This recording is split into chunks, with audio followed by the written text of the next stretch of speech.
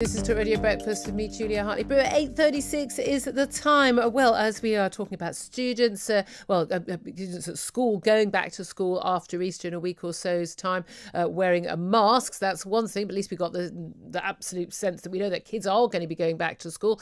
Still don't know what's going to happen to students. We've spoken to a number of representatives of universities in the last few weeks, saying that we need to have students back in their accommodation, back in face-to-face teaching, seminars and lectures, getting back to normal life. Well, that's very much echoed by an awful lot of students who'd like to get their money's worth out of those university fees they've paid. David Atkins is a university student. He's at Birmingham University at a final year studying politics. He's been on the show before talking about, the hard lot that students have had, paying those huge fees over £9,000 and paying for accommodation and basically being sent home for the duration. And he joins us once again. Good morning to you, David.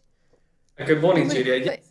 So from next week, as you mentioned, pubs, hairdressers, zoos and theme parks all reopen. However, still no return date for university students. Students were ignored yet again in this week's press conference. Over 1 million students still studying online. And Boris still hasn't ruled out whether students are not going to return until September. Yeah, I mean, it is absolutely extraordinary, these things being left up in the air for the universities themselves and the academics and the students themselves. You've paid not only the fees for your course, and that's not just for the online, for the in-person teaching, the lectures. You're paying also for the university experience as well, and all that entails. But you've also paid for accommodation for the year as well, and you're not allowed to live in it. Yeah, it doesn't make any sense. I've completed over a third of my degree now from home and no face-to-face teaching, as you mentioned. And it's not just about the teaching, it's about the societies, it's about the lifelong friends that people make at university. Yeah. And all of that has been lost. Yeah, absolutely. Yeah, no, I've still got really, really good friends from the people I met at my interview at university, not even having actually started. And those, you should say, those are lifelong friends. And it's such a big part of a lot of young people's lives now, sort of rite of passage, and that's been stolen away from them. And again, it's not just a couple of terms, it's now, well into the second year. When you've spoken to your university authorities at the University of Birmingham, have they talked about cutting fees? Have they talked about what they're trying to do to make sure you can go back? Because given the fact that we are talking about young, healthy people at minuscule risk from COVID and getting ill and dying of COVID, there seems very little reason for young students not to be able to go back.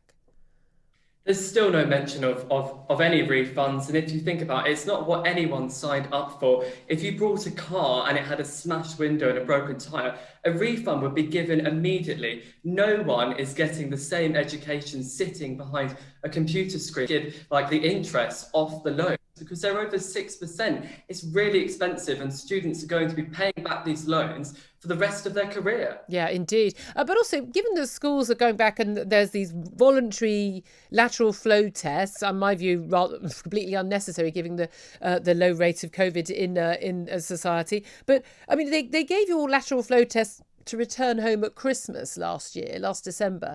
Could they not just give everyone lateral flow tests and you could take them to go back to university and then, and then everyone, frankly, I mean, want a better phrase, take your chances back at university? Would that not be an easy way of resolving this? Schools and colleges have all gone back, but students have been ignored. It just doesn't make any sense. Like from Monday, I can work in a university bar or pub, I can go to the gym on campus, but I'm not allowed to enter a lecture hall for lectures. It's crazy. Yeah. And I think all the graduation ceremonies now, they're all getting cancelled. And the Prime Minister has said that nightclubs might reopen in June. Yeah. So why are we finishing graduation ceremonies as well for students? Yeah, exactly. I just think the irony that you can go to the zoo, but you can't go to a lecture in zoology would be quite interesting, isn't it? David Atkins, I still think you should go into politics, by the way. I think everyone listening to this will go, yeah, get him in there. It's talking a lot of sense. University student, politics student at University of Birmingham. David Atkins, thank you for joining us. Wishing you luck. We'll keep campaigning for you to get back to normal life. I really feel for young people. I really think